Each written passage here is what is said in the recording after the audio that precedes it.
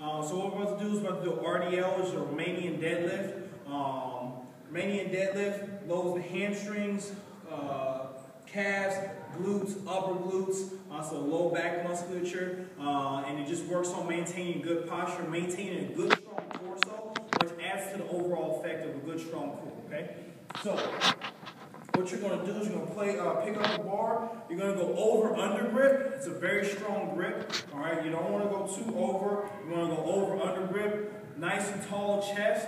All right, I'm going to face from the side so you can see it from the side. So nice strong chest, nice big chest, nice proud chest. Shoulder blades are going to be pulled back. This bar is going to slide down the front of my thighs. Feet are shoulder width apart. Head up, chest up. I'm going to drop my chest. I'm pushing my hips down, so I'm not squatting down like a deadlift. I'm pushing my hips back, sliding that bar straight down. As soon as I feel that stretch, weights in my weights in my heels, off my toes, I'm going to explode back up. All right? Big deep breath in, going down, explode up. I want to keep that nice arch in my back. So from the front side, it'll be here, lower down,